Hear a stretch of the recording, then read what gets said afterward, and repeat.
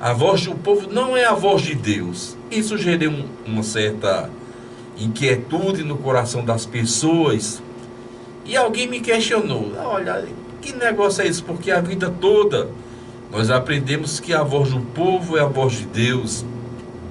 Você simplesmente chega numa emissora de rádio, chega na internet e diz que a voz do povo não é a voz de Deus.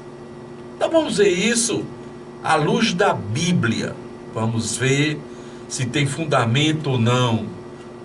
Se realmente eu estou vindo aqui ensinar a palavra de Deus ou estou enganando vocês. Quem vai dizer é você mesmo. Após a gente ler a Bíblia, a gente testificar, você vai tomar consciência desse nosso pequeno estudo. Isso porque desde o princípio da criação, o homem sempre foi enganado pelo diabo. E nunca aprendeu a lição, nunca aprendeu. E usa essas mensagens bobas, essas mensagens bonitas, motivacionais. Hoje o mundo está superlotado de coach. Coach em inglês é treinador. A pessoa chega, levanta a mão, bate palmas, balança a rabichola. E de repente as pessoas começam a se alegrar, começam a se balançar naquele momento de fantasia, de entusiasmo, de ilusão, fica ali. E depois volta a mesmice, a necessidade, o desemprego, a perseguição.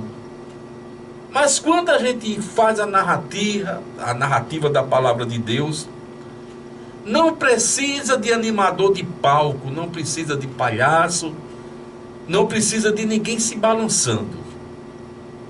Simplesmente a palavra de Deus supre toda e qualquer necessidade humana. Pode vir doença, pode vir desemprego, pode vir perseguição, que acontece o que o pastor José Hilton disse no domingo passado: Jesus estando no barco, vai tudo bem. As coisas começam a acontecer, as coisas começam a se realizar de maneira ordeira, em ascensão, crescendo. De repente aparece o emprego, de repente aparece a paz, que a Bíblia diz: os que estão bem com Deus, até os inimigos faz paz com ele. Então é Bíblia. Então nós vamos aprender que a voz do povo, da maioria, não é a voz de Deus. Começando, irei falar alguns tópicos que foi falado em programas anteriores. Uma simples pergunta, uma simples, básica pergunta: quem matou Jesus? Foi a voz da minoria dos apóstolos, dos seus seguidores, ou foi a maioria do povo? Então observe que quem matou foi o povo, foram a maioria. Por aí começa o desande. Mas antes de entrar, agora que estou chegando no objetivo falando de Jesus, eu quero mostrar apenas que não coloque palavras na minha boca, não interprete erroneamente o que eu vou falar. Eu vou falar de Bíblia. Não vou falar um absoluto moral defendendo o que é errado, dizendo que está bom. Não vou falar de política, partidarismo, dizendo, dando a um, dando a outro, iludindo a outro, de forma alguma. Não vou falar do hedonismo, chegar aqui e dar uma mensagem de prazer, de prosperidade, dizer que está tudo bem, que você vai enriquecer. De forma alguma. Não vou falar de um ceticismo niilista. O que é isso? Querer dar um propósito errado na sua vida. Estou falando desses tópicos teológicos, filosóficos, né, e psicológicos para você que entenda. Não vou falar do consequencialismo unitário, minimizar o mal, dizer que está tudo bem. Esse consequencialismo unitário é aquela questão que toda religião leva a Deus, que tudo é de Deus, quando na verdade a religião é Jesus Cristo, o caminho, a verdade e a vida.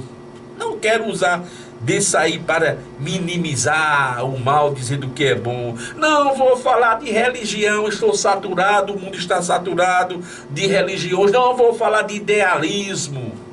pondo ideia nova na sua cabeça, de forma alguma.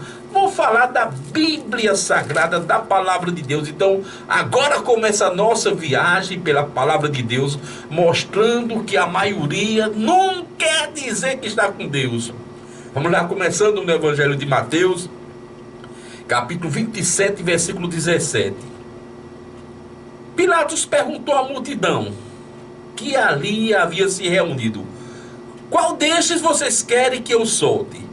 Barrabás ou a Jesus chamado Cristo?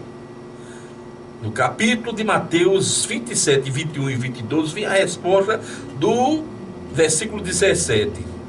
Então perguntou o governador: qual dos dois vocês querem que eu solte? E respondeu a multidão: Barrabás, solta Barrabás.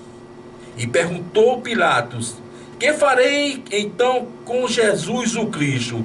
E todos responderam: crucifica-o. Então, meus amados, não vamos andar nesse engano. Não vamos participar de uma religião porque ela é a mais forte, ela é a maior, ela é a grande, ela é a tradicional, ela vem de pai para filho, ela vem desde não sei de quanto, do tempo do rococó. De forma alguma, como eu tenho falado, o mundo está saturado de religiões e todo dia surge uma nova, hoje na comunidade evangélica. Na comunidade evangélica, todo dia surge uma igrejola, era uma oficina de carro, pinta as paredes de branco e bota o nome aí de igreja, bota o nome de Assembleia de Deus. Pega lugares que eram um prostíbulo, um bar, lugar onde houve orgias, houve até morte, pinta as paredes e bota o nome de Igreja Batista. Não é por aí. Quero falar do Jesus Cristo, aquele que pregou às multidões, a qual as multidões o rejeitou. Aí vem um questionamento que fiz há poucos dias atrás, vou relembrar você. A maioria nesse momento está onde? Na igreja, no culto evangélico ou na farra? Está adulterando ou está adorando a Deus? Está na prática exacerbada da idolatria ou está adorando a Deus? Todo mundo sabe, você já ouviu isso muitas vezes dos seus pais, dos seus professores, que quantidade não é qualidade. Pelo contrário, quanto mais se reúne, maior os erros, maior as violências. Observe que quando o evento tem pouca gente, é fácil de controlar, mas quando tem uma multidão, sai facada, sai infidelidade conjugal, sai intrigas. Não estou dizendo que o mundo, a grande está errada, não. Estou dizendo que a voz do povo não é a voz de Deus, que a voz da maioria não é sinônimo de que estejam certos.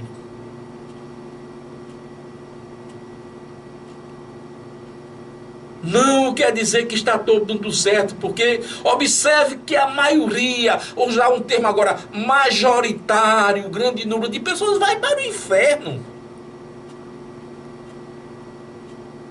Vamos ver a prova desse fato no Evangelho de Mateus, capítulo 22, versículo 14. Disse Jesus: porque são muitos chamados, mas poucos escolhidos. Observe o seguinte: nos últimos tempos, isso já vem desde a época que eu era colegial, a preparação do anticristo. Eu lembro-me que entraram uma vez na sala de aula falando: nós temos que aprender o Esperanto, uma linguagem que reúne inglês, francês, alemão, todas as línguas numa só para facilitar, português, espanhol. E ali aqueles homens que eram promotores da nova era falavam também do ecumenismo. O que é o ecumenismo? Simplesmente é a junção, é a união de todas as religiões. Vou falar de maneira aberta. A ideologia, a filosofia do ecumenismo é junto católico com crente, com pessoas da Umbanda, com pessoas da Quimbanda, com pessoas do Mesa Branca. Não existe mais religião. Não existe mais as divergências doutrinárias. todo mundo é a mesma coisa. Na igreja evangélica, a pessoa vai lá, toca tambor e dança, se bem que estão fazendo isso nos outros dias, né? Então, turma aí dançando umbanda no culto evangélico. Isso fala de quê? De uma multidão, é o que está sendo apregoado, é o que está sendo defendido pelas lideranças do mundo. Então, existe algo de errado quando se reúne muitas pessoas. Existe algo de errado quando existe essas facilidades. Não se iluda, meus amados. Não se enganche com igreja grande. Não se enganche, não se enrole com multidão. Porque os líderes das grandes esferas, política e religiosa, só existem essas duas esferas de administração. O que eu estou falando não tem nada a ver com a política partidária e com o partido. Humanamente, existem duas maneiras de liderar o povo. É a política, com a sua regência, que seja a monarquia, que seja o socialismo, que seja a democracia, tudo é uma política, é uma administração. E do outro âmbito existe a questão da religião. São essas duas vertentes administrativas que regem o ser humano. Então, todos os grandes líderes dos sistemas políticos, dos sistemas religiosos, arrastam a multidão de pessoas, sempre da maneira errada, levando ao sofrimento. Observe os grandes países, feitos os Estados Unidos, Rússia, a Europa aí com seu conglomerado de nações, França, Escócia, Inglaterra, todos esses países que compõem aquele bloco europeu. Todas aquelas grandes lideranças só levam o povo aos lugares errados, a contestar contra Deus, a bater de frente com as coisas de Deus. Então nós temos que mostrar, nós temos que ensinar o evangelho como ele é. Senão vai perder todo o sentido da Bíblia, vai perder todo o sentido da mensagem de Jesus Cristo e vai perder também toda a expressão do nosso chamado pastoral a pregar o evangelho às criaturas. Começou a compreender quando a multidão unanimemente faz uma escolha. Isso é perigoso, vou mostrar lá na frente. Isso traz perigo, isso traz manipulação, isso traz maldade, e isso escraviza o povo. Deus nunca se preocupou com a quantidade, sim com a qualidade. Ele, para todos os que nele creem, não pereça, mas tenha vida eterna. João 3,16. Mas a pessoa não quer. E baseado nisso aí, olha a preocupação de Deus. No Evangelho de Lucas 12:32, palavras de Jesus. Disse Jesus: não temas, meu pequeno rebanho, pois de bom agrado o Pai lhe concedeu o reino dos céus.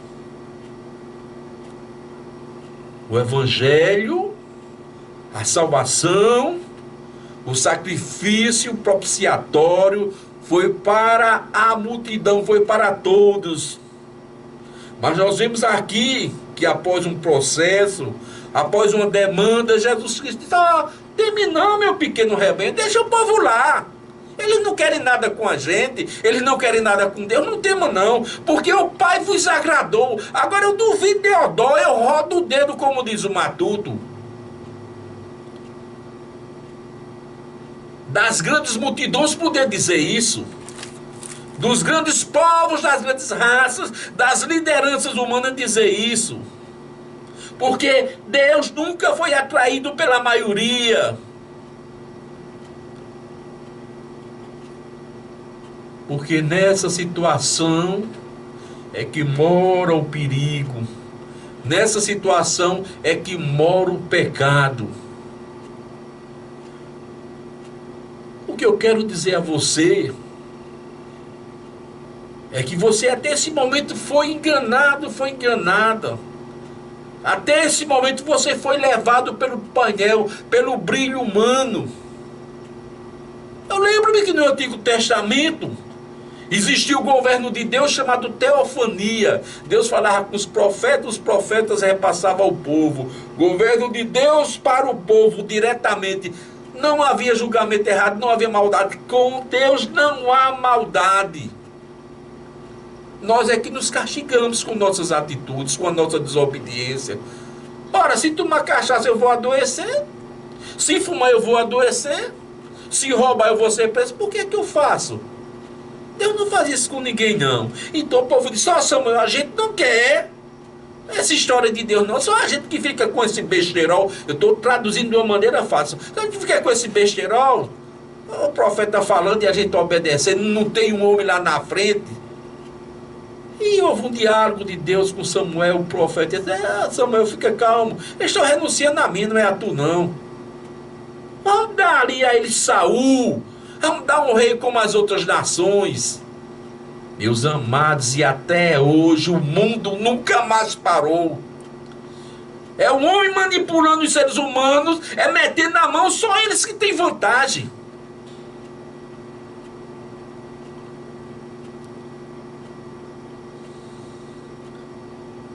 Eu questiono com vocês. A maioria está indo para o céu ou para o inferno? Pensa aí.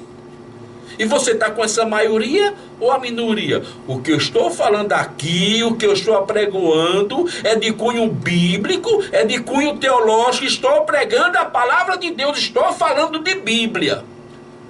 Não estou falando das questões humanas, estou dando exemplo.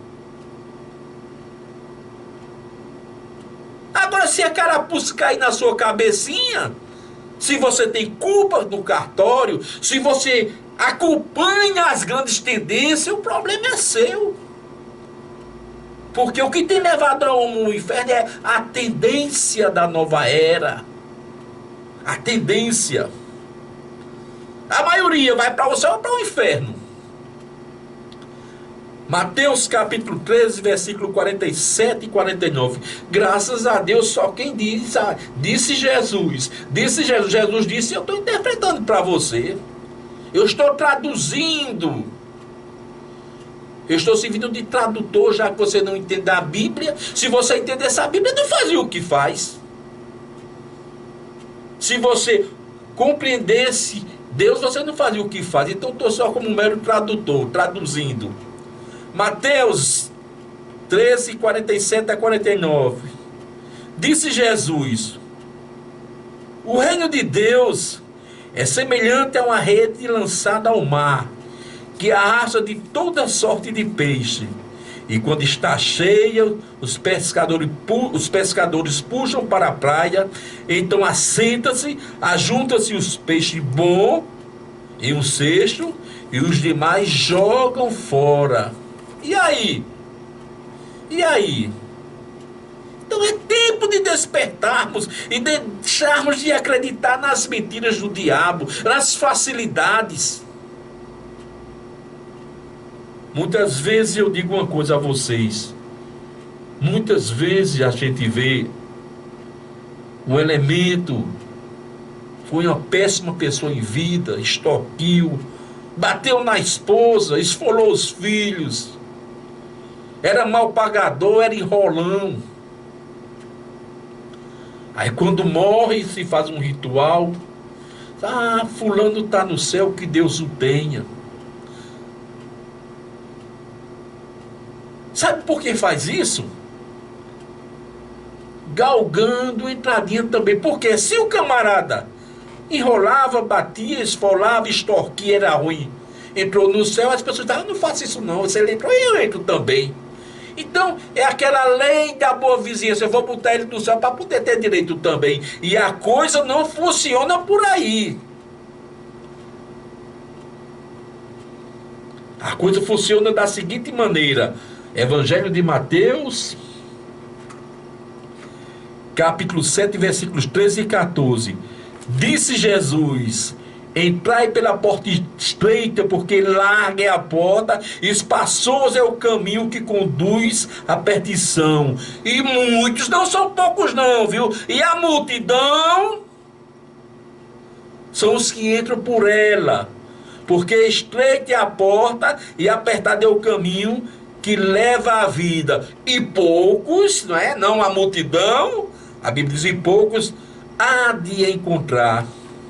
Então, meus amados, a voz do povo é a voz do povo, a voz de Deus é a voz de Deus.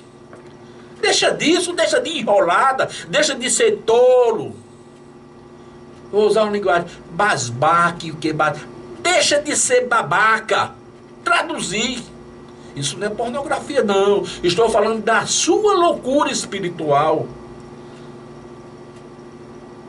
A Bíblia diz, não pode uma fonte jorrar água doce e salubre. Doce e salgada, né? Aquela água quando chega do verão que ela satura. A voz do povo é a voz que diz pornografia. A voz do povo é a voz que fala do outro. A voz do povo é a que aclama um como líder e bota o outro no inferno na cabeça deles. A voz do povo é aquela que levanta falso testemunho. Então a voz do povo não é a voz de Deus, não. A voz do povo é a voz do povo, a voz de Deus é a voz de Deus. A voz de Deus tem vida, a voz de Deus tem salvação, tem transformação, tem redenção, tem perdão. A voz do povo tem condenação, porque nós já vimos, a multidão disse, mata Jesus e solta Barrabás. A multidão disse, nós queremos um rei. Um homem como as outras nações, e entrou Saul, e o mundo nunca mais parou. Eu sempre vou completar. A Bíblia não tem isso não. Eu vou mostrar o que é o povo. As melhores pessoas que eu conheci, assim, de falar, de estudar, né? Foram os 12 apóstolos, os 12. Eu não vou falar dos 12 não, para deixar não ser tão rigoroso. Mas tinha entre eles 12. Comia, bebia, dormia com Jesus, via os milagres. Aí teve um chamado Judas Iscariotes, traiu e vendeu Jesus. Teve um chamado Pedro, negou, mentiu, dizendo que não conhecia Jesus. Teve um chamado Tomé que foi incrédulo. Eu só acredito se eu tocar das feridas dele. Jesus está no nosso meio. Tá não, morreu. Ora, Jesus dizia que, sempre falou que ia ressuscitar o terceiro dia.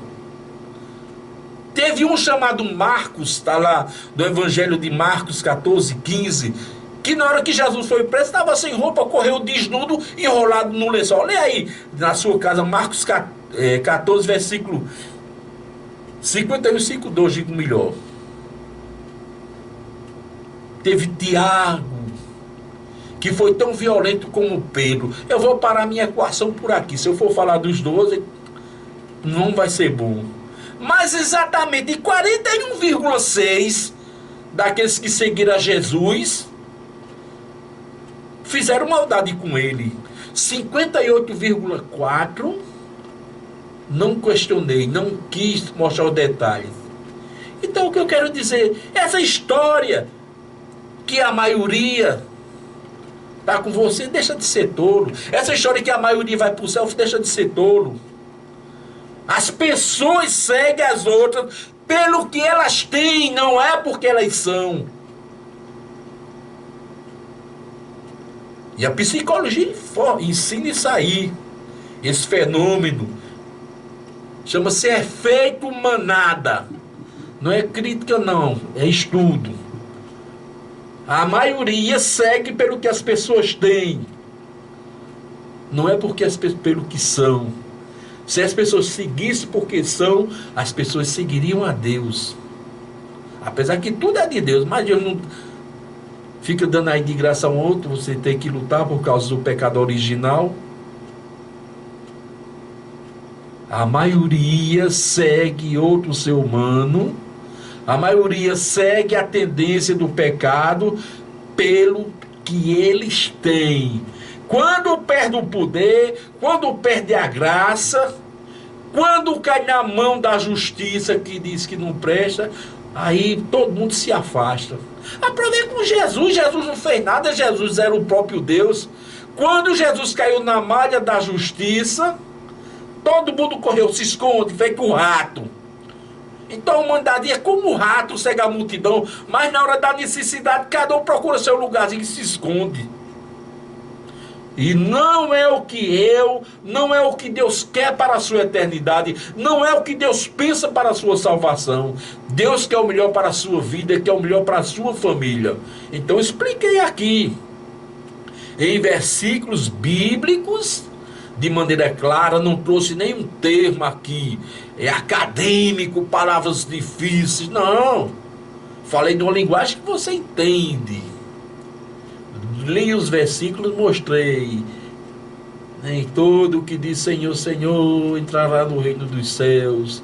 São muitos chamados e poucos escolhidos. E a multidão disse: mata Jesus. Então vimos a todo momento a negação, a covardia humana quando se reúne num número além das expectativas. Então, multidão é sempre sinônimo de perigo. Quando diz, foi muito grande, foi abençoado. Tenha cuidado.